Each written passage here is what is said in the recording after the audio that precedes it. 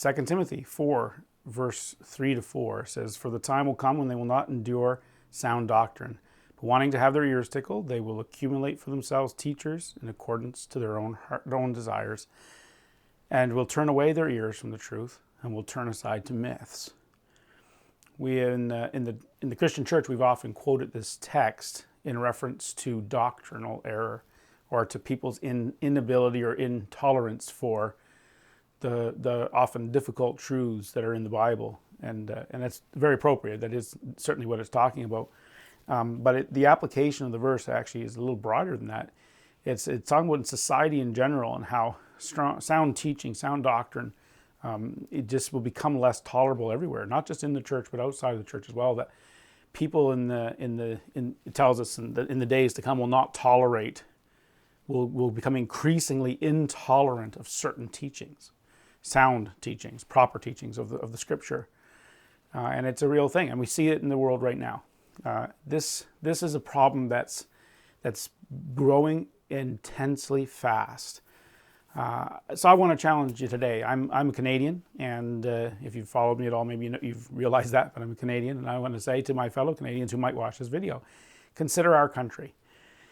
In our country, is the verse in 2 Timothy, is it a thing that we see? Are people less tolerant now of sound doctrine? And I would argue yes. In fact, it's grown to such a significant degree, this intolerance of sound teaching has grown to such a significant degree that I'm not sure I can even comfortably call Canada free anymore. We've always talked about having freedom. We're a free nation and all these things. And that was true. There used to be a time, not that long ago, honestly, when you could have open public debate on any issue and it was acceptable to have the debate. You could discuss any idea, any doctrine, and you could discuss it even if it was an uncomfortable doctrine. People would at least tolerate the discussion. People would get passionate. People could get angry. There could be strong disagreements, and that would happen, but the debate could occur. We were free to discuss anything, and it was the way it should be. And it was the way that our country was built, and it really should be that way. But in our times, in Canada at least, and I think in many other nations as well, we've thrown that freedom aside, and we replaced it with a self-righteous kind of tyranny.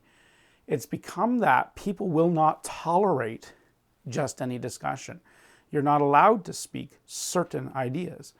And this isn't just theological, it's other things as well, but it applies to theological ideas. As Christians, we find it more difficult to discuss some subjects in our country than we used to.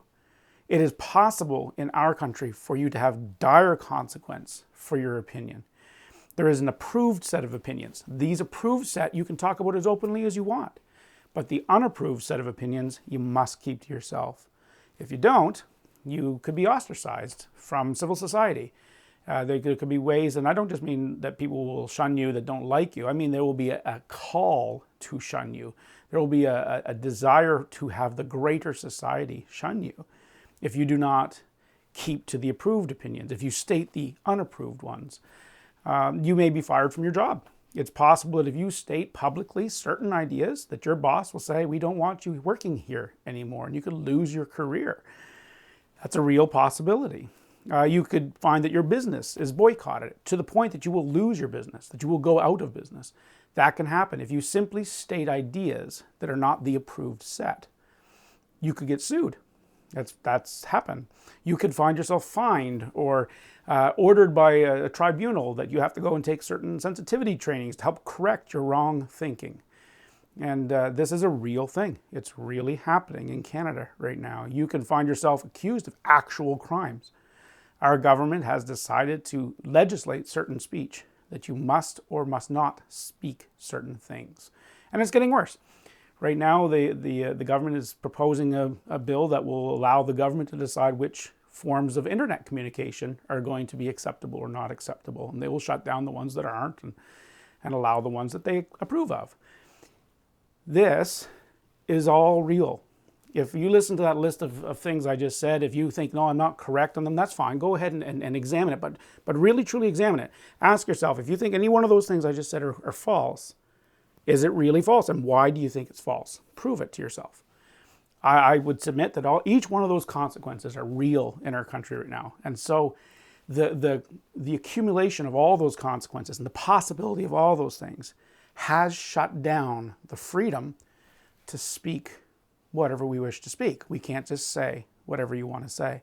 And so then when it comes to doctrines, to ideas and opinions, to scripture, when we as Christians then say we want to communicate a truth to the world that's in the Bible, that's from God, and we want to communicate that, and we find that certain ones of them are not tolerable any longer, and there's a consequence if you decide to speak them. I don't know how anyone can really claim that Canada is free anymore. Why would this happen? How could this happen to a country? I mean, I listed the text here in 2 Timothy 4, that this time will come, it says, where they will not endure sound doctrine. The people will decide instead to gather the teachers that they like to hear, and only them. And they will turn aside from, and in fact persecute, is what's happening, those that say the wrong thing. Why would that happen? We'll go back to chapter 3 of 2 Timothy. I'm not going to read it here for the video, but you go on your own and read chapter 3, and it sets the foundation and tells you why this happens in the society, why any country would ever get to the point where it would shut down sound doctrine. It's very revealing. And it's not just in the civil culture or the political culture. There's just an idea in the minds of people that's growing right now that says that it's not enough to even keep silent anymore. The next step in this process is this. We must not tell them to be silent. We actually will require you to approve of and agree with the required opinion. This coercion that says you must affirm the proper idea is growing too. Have you heard the statement lately, for instance? If you don't say something, you're part of the problem. Have you heard that statement? It's been growing on the internet. It's going all over the place. If you don't say something, you're part of the problem. What is that? Well, that's somebody telling you, you must affirm this idea. And it may be a great idea. I'm not arguing that. My point is this. To get to the point in our society where we are requiring people to agree with a certain idea or they're the problem, that's really dangerous. That's a really, really dangerous place. And so our country, Canada, it's a great place, or at least it always has been. It's a great place to grow up. It's a great place to live. It's the true north, strong and